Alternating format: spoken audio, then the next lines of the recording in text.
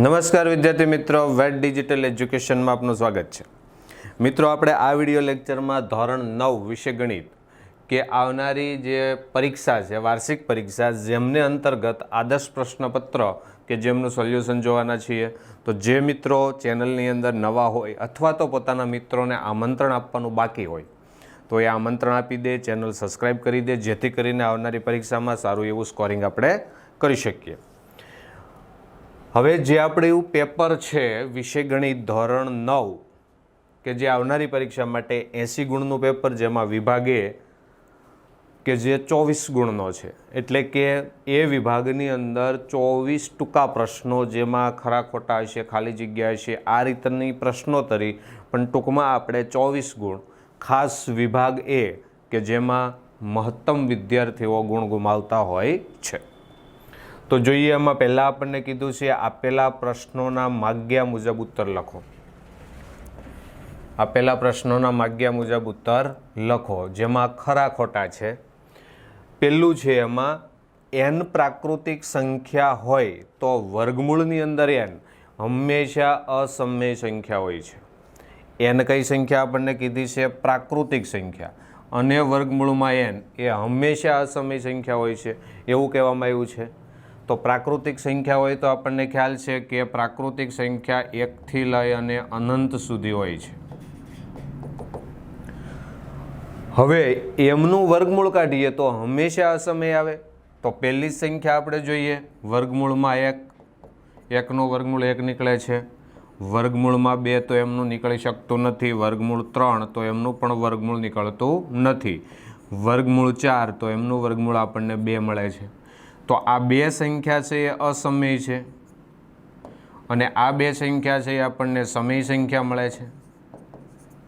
કેવી મળે છે? સમય સંખ્યા।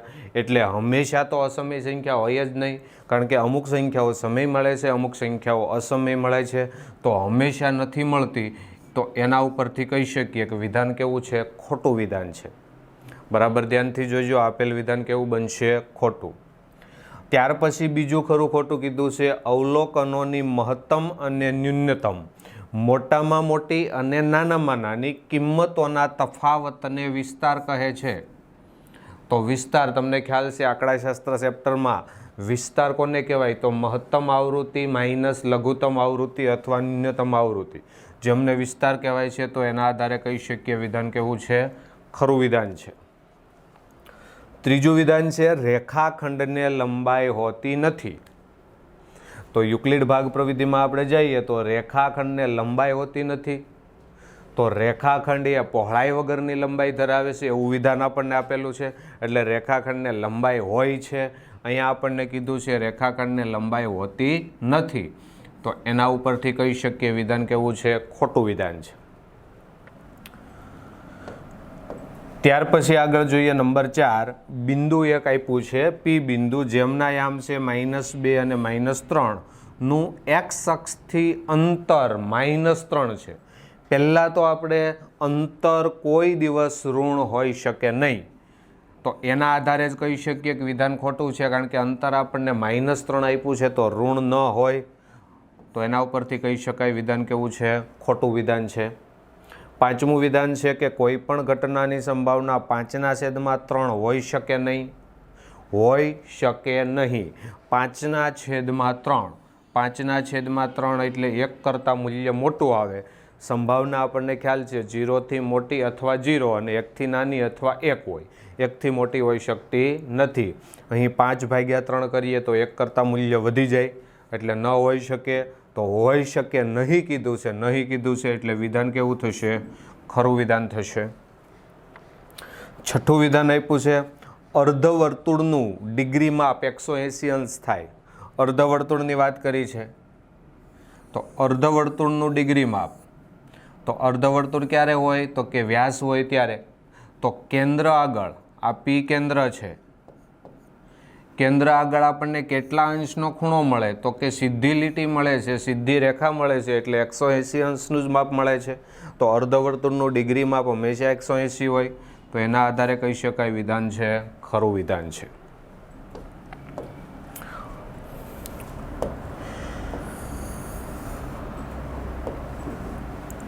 ત્યાર પછી 7મા પ્રશ્નથી આપણી પેટર્ન બદલે છે, એટલે કે યોગ્ય વિકલ્પ પસંદ કરી અને આપણે જવાબ આપવાનો છે, જેમાં છે પી ઓફ એક્સ બરાબર એક્સ વર્ગ વત્તા એક્સ પ્લસ કે નો સામાન્ય અવયવ x-1 હોય તો કેની કિંમત શોધો.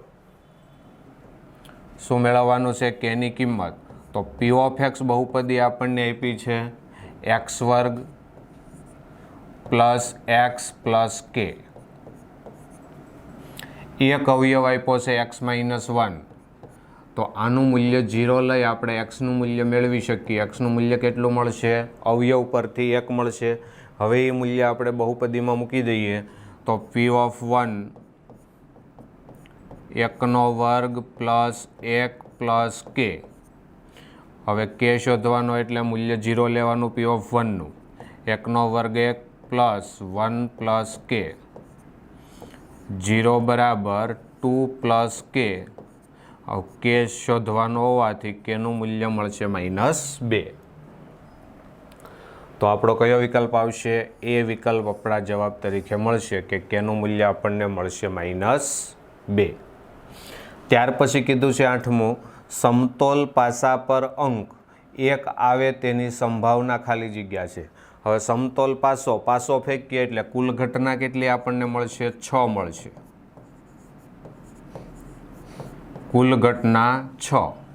એમાંથી પાસા પર 1 અંક આવે, કોઈ એક નહીં પણ 1 આવે, તો એની સંભાવના આપણને મળશે 1/6. સાનુકૂળ પરિણામ 1 થશે, કારણ કે 1 થી 6 નંબરમાં 1 છે એ એક જ વખત આવશે. એટલે આપણો જવાબ કયો આવશે? ડી જવાબ આવશે, 1/6. ત્યાર પછી 9મું વિધાન કીધું છે આવૃત્તિ બહુકોણનો આલેખ એ ખાલી જગ્યા આકૃતિ છે. આવૃત્તિ બહુકોણ તમને ખ્યાલ છે કઈ રીતે દોરી શકાય? એમાં એ વિભાગ છે ચોરસ મળે, બી વિભાગ છે લંબચોરસ મળે, સી વિભાગ ખુલ્લી અને ડી વિભાગ બંધ. તો આવૃત્તિ બહુકોણ છે બંધ આકૃતિ છે. કેવી આકૃતિ છે? બંધ. એટલે આપણો જવાબ આવશે ડી વિકલ્પ. 10મું કીધું છે જો સમભુજ ત્રિકોણનું ક્ષેત્રફળ સમબાજુ ત્રિકોણનું ક્ષેત્રફળ 2√3 સેન્ટીમીટર² હોય તો પ્રત્યેક બાજુની લંબાઈ શોધો. શું મેળવવાનું છે? પ્રત્યેક બાજુની લંબાઈ. હવે સમભુજ ત્રિકોણનું ક્ષેત્રફળ, તો જેમનું સૂત્ર છે √3/4 બાજુનો સ્ક્વેર. હવે ત્રિકોણનું ક્ષેત્રફળ આપણને આપી દીધું છે 2√3, તો ક્ષેત્રફળના સ્થાને 2√3 બરાબર √3/4 એને ગુણ્યા બાજુ સ્ક્વેર. હવે બાજુનું માપ આપણે શોધવાનું છે. √3/4નું સ્થાન ફેરવીએ, ગુણાકારમાં છે તો બાજુ સ્ક્વેર બરાબર 2√3 ગુણ્યા 4/√3. પદ ઉલટું થઈ જશે. √3 કેન્સલ. હવે બાજુ આપણે શોધવાની છે. સ્ક્વેર દૂર કરીએ તો 2 ગુણ્યા 4 એ વર્ગમૂળમાં આવશે. 4નું વર્ગમૂળ આપણને 2 મળશે. 2નું વર્ગમૂળ નીકળી શકશે નહીં. એટલે બાજુનું માપ મળશે આપણને 2√2. એટલે આપણો જવાબ કયો આવશે? સી જવાબ.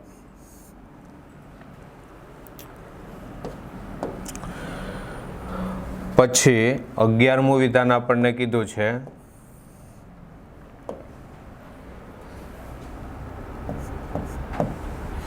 ત્રિકોણ એબીસીમાં એબીનું મધ્યબિંદુ ઈ અને એસીનું મધ્યબિંદુ એફ છે. એસી બરાબર 15 હોય તો ઈએફ બરાબર ખાલી જગ્યા. ત્રિકોણ કીધો છે એબીસી,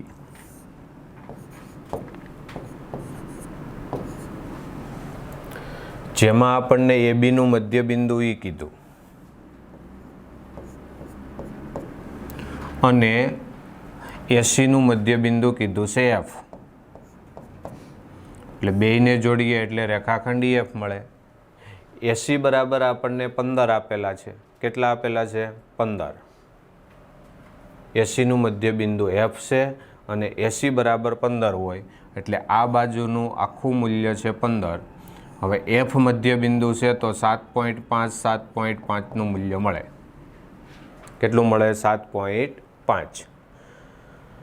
હવે તમે જુઓ તો હકીકત આમાં શું હોય છે કે EFનું માપ છે એ BC કરતાં, જે BCને સમાંતર હોય એટલે એની કરતાં અડધું હોય છે, પરંતુ અહીં આપણને BCનું મૂલ્ય આપેલું નથી પણ ACનું મૂલ્ય છે.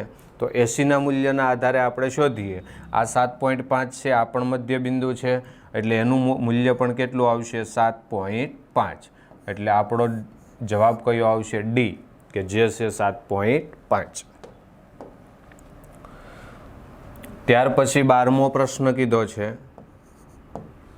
કે બે ગોળાઓની ત્રિજ્યાનો ગુણોત્તર એક્ઝેમ 3 છે તો તેમની વક્ર સપાટીના ક્ષેત્રફળનો ગુણોત્તર શોધો. વક્ર સપાટીના ક્ષેત્રફળનો ગુણોત્તર.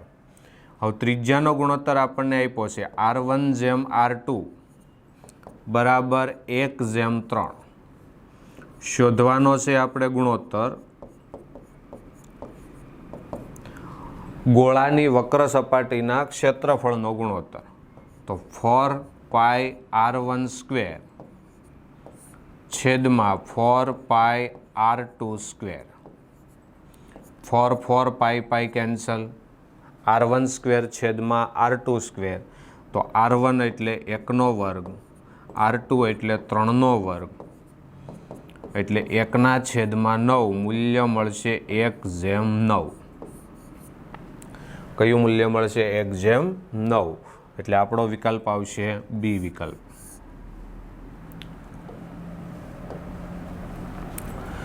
ત્યાર પછી 13મું વિધાન છે આપણી પાસે 64ના વર્ગમૂળને 64ના ઘનમૂળ વડે ભાગતા ખાલી જગ્યા મળે છે. 64ના વર્ગમૂળને 64ના ઘનમૂળ વડે ભાગવાનું છે. 64નું વર્ગમૂળ ભાગ્યા 64નું ઘનમૂળ. આ રીતે થશે. હવે 64નું વર્ગમૂળ આપણને કેટલું મળે છે? 8 મળે છે. 64નું ઘનમૂળ, કોનો ઘન 64? તો 4. 4 દુ 8 એટલે કેટલા મળશે? જવાબ તરીકે મળશે 2. તો અહીં ખાલી જગ્યામાં આપણને જવાબ મળશે 2. ત્યાર પછી 14મું વિધાન છે કે P of x બરાબર x³ વત્તા 1ને x+1 વડે ભાગતા શેષ ખાલી જગ્યા વધે. x+1 વડે ભાગવાનું છે એટલે એના આધારે આપણે શૂન્ય મેળવી લઈએ. તો x+1 બરાબર 0 એટલે xનું મૂલ્ય મળશે આપણને -1. હવે એ મૂલ્ય આપણે P of x બહુપદીમાં મૂકી દઈએ તો P of x બરાબર x³ +1 P of -1 -1નો ઘન +1 -1નો ઘન એટલે 1નો ઘન તો 1 જ થશે પણ માઇનસની અયુગ્મ ઘાત છે એટલે મૂલ્ય આપણને માઇનસ જ મળશે. -1 + 1 તો શેષ આપણને કેટલી મળશે? 0 મળશે. તો ખાલી જગ્યામાં આપણે શું લખી શકીએ કે x³ +1 ને x+1 વડે ભાગતા શેષ 0 મળે છે. 15મું વિધાન છે અવલોકનો 5 7 13 x અને 9નો મધ્યક 10 છે તો xનું મૂલ્ય શોધો. કોનું મૂલ્ય શોધવાનું છે? xનું. માહિતી આપણને આપી છે 5 અને એમનો મધ્યક આપ્યો છે 10. તો x બાર બરાબર 10 આપેલા છે. કુલ પ્રાપ્તાંકો કીધા છે 5 એટલે n બરાબર 5. કુલ પ્રાપ્તાંકો છે 7 5 13 x અને 9. હવે મધ્યક આપણે શોધવાનો છે તો x બાર બરાબર σxi છેદમાં n. σxi એટલે આપેલ બધા જ પ્રાપ્તાંકનો સરવાળો 7 + 5 + 13 + x + 9 છેદમાં 5. 7 ને 5 12, 12 અને 13 25, 25 ને 9 34, 34 પ્લસ એક્સના છેદમાં 5 અને મધ્યક આપણી પાસે છે 10 એટલે એક્સ બાર તરીકે કેટલા મૂકી શકીએ? 10. ક્રોસ ગુણાકાર કરીએ તો 10 × 5 એટલે 50, 34 આ બાજુ લાવીએ તો માઇનસ બરાબર એક્સ, એટલે 50માંથી 34 બાદ કરીએ એ આપણો જવાબ બનશે 10 4 6 4 3 1 એટલે 16, તો એક્સનું મૂલ્ય આપણને મળશે 16 જેટલું. કેટલું મળશે? 16. 16મો જવાબ કીધો છે કે વાય અક્ષ પરના બિંદુનો એક્સયામ ખાલી જગ્યા હોય. હવે વાય અક્ષ પર બિંદુ હોય તો એનો એક્સયામ હંમેશા કેટલો હોય? 0 હોય, અને એક્સ અક્ષ પરનું બિંદુ હોય તો એનો વાયયામ 0 હોય. અહીં વાય અક્ષ પરના બિંદુનો એક્સયામ કીધો છે તો એ આપણને 0 મળશે. 17મું વિધાન છે લંબચોરસની પાસેની બાજુઓના મધ્ય બિંદુને જોડતા ખાલી જગ્યા ચતુષ્કોણ બને છે. 8મા ચેપ્ટર આધારિત આપણને પ્રશ્ન પૂછ્યો છે કે લંબચોરસની દરેક બાજુની મધ્ય બિંદુને જોડતા જે ચતુષ્કોણ મળે છે એ ચતુષ્કોણ હંમેશા કયો હોય? તો સમબાજુ ચતુષ્કોણ હોય. ચતુષ્કોણના ગુણધર્મો જો તમે ભણ્યા હોય તો આ સવાલ તમે જવાબ આપી શકો. ત્યાર પછી 18મો સવાલ છે આપણી પાસે.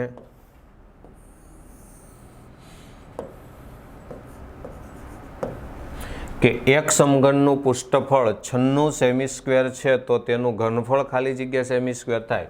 સમઘનનું પૃષ્ઠફળ કીધું એટલે ઘનનું પૃષ્ઠફળ, તો સમઘનનું પૃષ્ઠફળ સૂત્ર છે 4l². પૃષ્ઠફળ આપણને 96 આપી દીધું, 4l². એના આધારે બાજુ શોધવાની, તો l² બરાબર 96/4.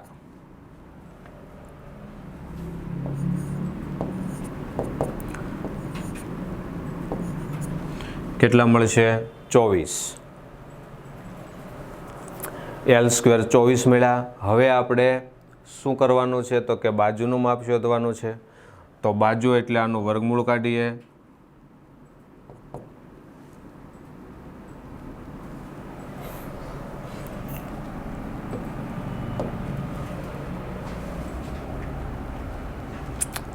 કુલ પૃષ્ઠફળ આપ્યું છે તો કુલ પૃષ્ઠફળનું સૂત્ર થશે 6l².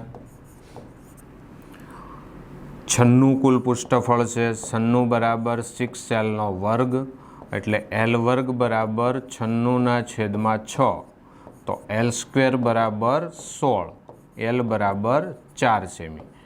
એટલે જે સમઘન છે એની પ્રત્યેક બાજુનું માપ આપણને 4 સેમી મળ્યું.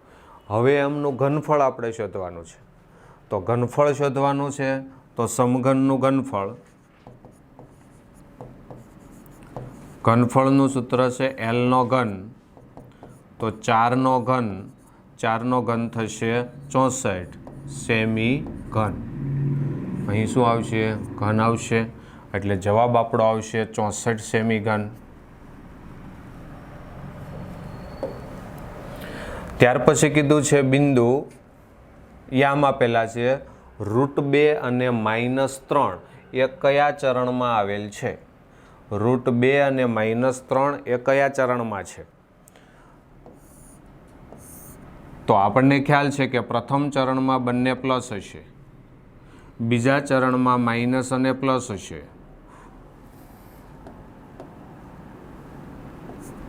ત્રીજા ચરણમાં બંને યામ માઇનસ હશે, અને ચોથા ચરણની અંદર માઇનસ અને પ્લસ હશે. હવે આપણને કીધું છે √2 અને -3, તો પહેલું છે પ્લસ, બીજું છે માઇનસ. તો પ્લસ અને માઇનસ કયા ચરણની અંદર આવી શકે?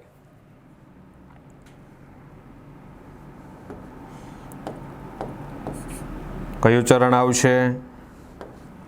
તો અહીં એક્સયામ પ્લસ હશે, વાયયામ માઇનસ હશે, એટલે આપણા ચરણ માટે ચોથું ચરણ, એટલે આપણા પ્રશ્નનો જવાબ કયો છે? ચતુર્થ ચરણ.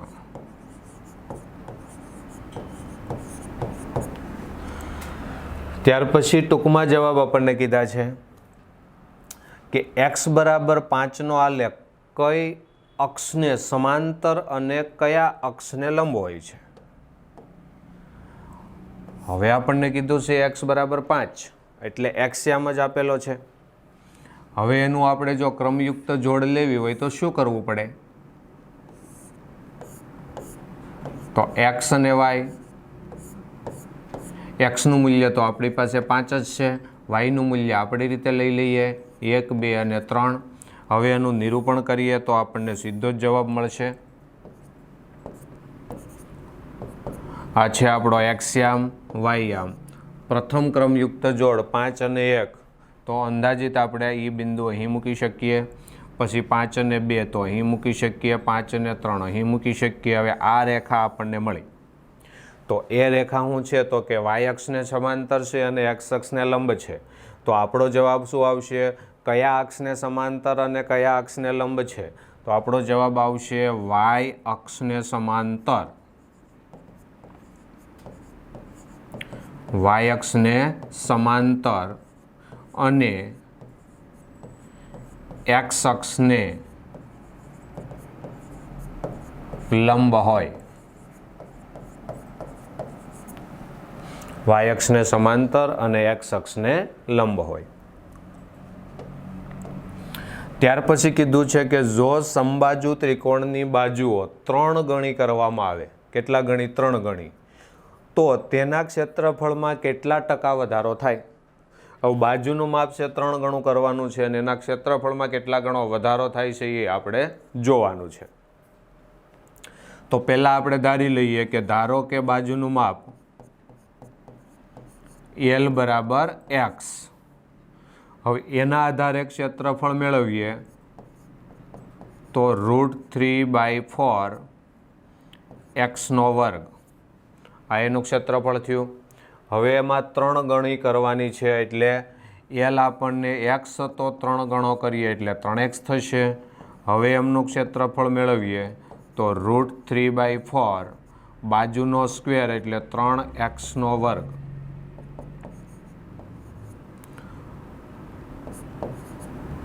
કેટલા થશે? 3² તો 3 દુ 9x, 9x². તો આ બે ક્ષેત્રફળનો તફાવત ને એની પછી આપણે ટકાવારી જોવાની છે. તો પહેલું ક્ષેત્રફળ આપણને √3x²/4 મળ્યું. બીજું ક્ષેત્રફળ આપણને કેટલું મળ્યું તો કે 9√3x²/4. તફાવત કાઢીએ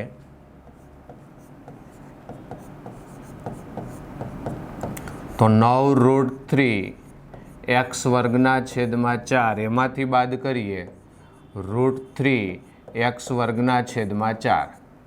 બેયનો છેદ સમાન છે એટલે 4. 9√3x² √3x² બાદ કરીએ તો 8√3x². આવું આપણને મળશે. એટલો વધારો થયો. હવે એની ટકાવારી શોધીએ તો ક્ષેત્રફળ અને વધારો √3x²/4 હતું ત્યારે વધારો થયો 8√3x²/4. તેથી 100 એ કેટલા? ત્રિરાશી મૂકીએ તો 100 ગુણ્યા 8√3x²/4 અને આ પદ છેદમાં આવશે. √3x²/4 ક્યાં જશે? અંશમાં. 4 4 કેન્સલ, √3x કેન્સલ. 100 ગુણ્યા 8 એટલે 800% વધારો થશે. કેટલા ટકાનો? 800% જેટલું ક્ષેત્રફળ વધે. ત્યાર પછી કીધું છે આપેલ બિંદુમાંથી કેટલી રેખાઓ દોરી શકાય? કોઈ પણ એક બિંદુ હોય તો આ બિંદુમાંથી આપણે કેટલી રેખા દોરી શકીએ? તો આમાંથી આપણે અસંખ્ય અથવા તો અનંત રેખા દોરી શકીએ. તો આપણા પ્રશ્નનો જવાબ છે અનંત રેખાઓ. બરાબર છે. ત્યાર પછીનો સવાલ ખૂબ જ સરસ મજાનો સવાલ આપણને આપ્યો છે કે 27x બરાબર 9/3 હોય તો એક્સનું મૂલ્ય શોધો. 27x બરાબર 9/3 તો આમાં આપણે મૂલ્ય શોધવાનું છે એક્સનું. હવે તમે જોઈ શકો 27, 9 અને 3 એટલે બધા જનો આધાર આપણે 3 કરી શકીએ. 27 એટલે 3/3 ની x ઘાત, 9 એટલે 3/2 છેદમાં 3x શું કર્યું તો કે આધાર સરખો કર્યો, ઘાતના ઘાતનો નિયમ એટલે 3x થઈ. હવે અહીં તમે જુઓ કે આધાર સરખો છે, ભાગાકારનું સ્વરૂપ છે એટલે ઘાતાંકની બાદબાકી થશે, તો 3 - x, 2 માંથી નીચેની ઘાતને બાદ કરીએ એટલે 2 - x. હવે બંનેના આધાર સરખા છે તો ઘાતાંક પણ કેવા હોવા જોઈએ? સરખા. તો એના આધારે આપણે સરખામણી કરીએ. 3x બરાબર 2 - x, xનું સ્થાન ફેરવીએ, 3x + x બરાબર 2, તો 4x બરાબર 2 એટલે x બરાબર આપણને મળશે 2/4 એટલે 1/2. તો આ રીતે આપણને xનું મૂલ્ય મળે. ત્યાર પછી કીધું છે f(x) એ એવી બહુપદી છે કે જે fનું x0 -1/2 બરાબર 0 એટલે f of -1/2 બરાબર 0 થાય છે. તો f of x નો એક અવયવ કયો હોય? હવે x0 આપણને આપ્યું છે -1/2, તો આના આધારે આપણે શૂન્ય શોધવાનું છે. હવે શૂન્ય આપેલું છે અને અવયવ શોધવાનો છે, તો આપણે અવયવ કયો લઈ શકીએ? માઇનસ હોય તો પ્લસ લઈ શકીએ, x + 1/2 આવું લઈ શકીએ. હવે લસા લઈએ તો કેટલો આવશે? 2 એટલે 2x + 1 બરાબર 0. 2 × 0 એટલે આપણો અવયવ થશે 2x + 1. હવે એમનું શૂન્ય તમે શોધો તો આના બરાબર કિંમત કઈ લ્યો? 0. એટલે 2x + 1 બરાબર 0 એટલે -1/2 મળશે.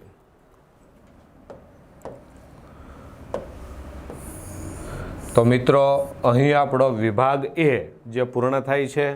ખૂબ કાળજીપૂર્વક આખા જ વિડીયોનો અભ્યાસ કરજો કે જેથી કરીને તમે આવનારી પરીક્ષામાં સારું એવું પરિણામ પ્રાપ્ત કરી શકો. અસ્તુ. જય હિન્દ, જય ભારત.